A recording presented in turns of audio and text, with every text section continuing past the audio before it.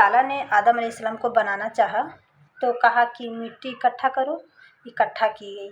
पानी डालो, डाला गया। गोधो, गोधा गया। छोड़ दो, छोड़ दिया गया। मिट्टी काली हो गई। फिर कहा कि पुतला बनाओ, तो कैसे बनाए? तो अल्लाह ने कहा कि ऐसे बनाओ, बना दिया, छोड़ दो। आदम अलैहिस्सलाम का नंगा पुतला 40 साल तक पड़ा रहा। हवा चलती रही, धूप होती रही, खुश्क हो गया।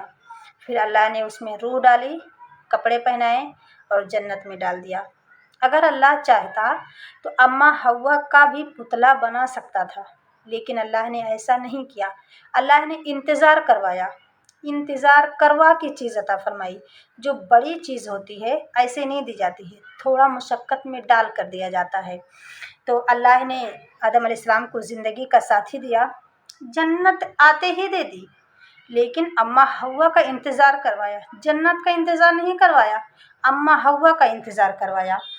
फिर मिट्टी इकट्ठा नहीं की गई, ना ही पानी डलवाया, ना ही नंगा पुतला बनवाया और ना ही मिट्टी को गुदवाया, बल्कि आदम अलैहिस्सलाम को सुला दिया और फरिश्तों के आँखों पर पर्दा डाल दिए। फिर जब आदम अलैहिस्सलाम की आँख खुली तो उन्होंने अपने पहलू में एक औरत को मुकम्मल लिबास और पर्दे में पाया। अल्लाह ने पहले दिन से औरत को इज्जत से पैदा किया। कहा, आदम तेरी पिछले से निकाला है। उल्टे हाथ की पिछले से क्यों निकाला? इसलिए कि इधर दिल है और औरत हर रूप में दिल में जगह पकड़ती है। माँ हो, बेटी हो, बीवी हो, बहन हो, खाला हो, दादी हो, जिस रूप में भी है उसका मकाम दिल के करीब है, दिल से दूर नहीं। और आदम अलैहिस्सलाम को जन्नत अच्छी नहीं लगती थी, तो हाँ, जब आदम अलैहिस्सलाम हव्वा अलैहिस्सलाम अम्मा हव्वा को देखे तो खुश हो गए और कहा कि ऐ अल्लाह ये कौन है? तो अल्लाह ने कहा कि तेरी बीवी। फिर अल्लाह ने कहा कि महर अदा कर। तो आदम अलैहिस्सलाम ने कहा कि क्या महर है? तो अल्लाह ने कहा कि मेरे आखिरी नबी पर एक दुरूद पढ़ दे, यही तेरी महर है उसका।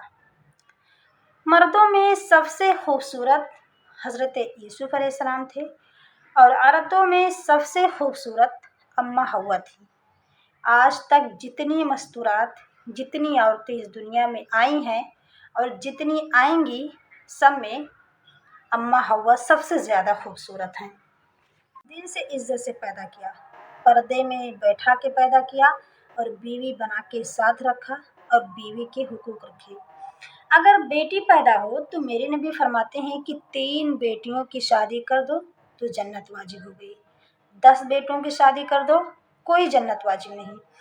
तो एक सहाबी ने पूछा कि ऐ अल्लाह के रसूल, अगर किसी की 3 बेटियां ना हो तो आप सल्लल्लाहु अलैहि वसल्लम ने फरमाया कि अगर 2 हों, 2 की शादी कर दो, तब भी जन्नत वाजिब। तो एक सहाबी ने कहा कि ऐ अल्लाह के रसूल, अगर किसी की 2 बेटी ना हो तो आप सल्लल्लाहु अलैहि वसल्लम ने फरमाया कि 1 बेटी हो, तभी जन्नत वाजिब हो जाती है। नबी करीम सल्लल्लाहु अलैहि वसल्लम ने फरमाया कि बेहतरीन मुसलमान वो है जो अपनी बीवी के साथ अच्छा सलूक करे। और नबी करीम सल्लल्लाहु अलैहि वसल्लम ने फरमाया कि अगर कोई मुसलमान ये चाहता है कि जन्नत में मेरे घर के करीब उसका घर हो तो वो 2 काम करे, एक अपने अखलाक अच्छा कर ले और दूसरा अपनी बीवी के साथ अच्छा सलूक करे। फिर औरत को भी नसीहत की, औरत को भी समझाया कि अगर मेरी शरीयत में सजदा करना होता तो मैं औरतों को हुक्म देता कि वो अपने शौहर का सजदा करें। नबी करीम सल्लल्लाहु अलैहि वसल्लम ने इरशाद फरमाया कि जिस औरत ने 5 नमाज़ें पढ़ी, रमज़ान के रोज़े रखे, शौहर की इताअत की, बदकारी न की, इज़्ज़त में ख़यानत न की, तो जब भी वो आएगी जन्नत के 8 दरवाज़े खोल दिए जाएंगे और अल्लाह कहेगा कि जिस दरवाज़े से चाह दाखिल हो जा, तेरे लिए जन्नत का हर दरवाज़ा हलाल। अगर ये रूप माँ में तब्दील हो जाए तो मेरे नबी करीम सल्लल्लाहु अलैहि वसल्लम ने कहा कि काश मेरी माँ ज़िंदा होती और मैं मुसल्ले पर होता, मैं सूरे फातिहा शुरू कर चुका होता और मेरे घर का दरवाज़ा खुलता और मेरी माँ कहती मोहम्मद बेटा, तो मैं नमाज तोड़ देता और मैं कहता हुक्म कीजिए अम्मा, मैं हाजिर हूँ। میں نماز پھر پڑھ لوں گا۔ نبی کریم صلی اللہ علیہ وسلم نے فرمایا کہ جب میں جنت میں گیا تو میں نے تلاوت کی آواز سنی، تو میں نے کہا کہ یہ کون ہے جو تلاوت کر رہا ہے؟ تو فرشتوں نے کہا کہ یہ حارثہ بن نعمان ہے۔ تو میں نے کہا کہ یہ حارثہ تو مدینے میں بیٹھا ہے، مرا تو نہیں ہے جو اس کی تلاوت کی آواز جنت میں گونجے؟ تو فرشتوں نے کہا کہ یا رسول اللہ، انہوں نے ماں کی ایسی خدمت کی ہے کہ اللہ نے خوش ہو کر حکم دیا ہے کہ حارثہ جب بھی قرآن پڑھے اس کی تلاوت ساری جنتیوں کو سنا دو۔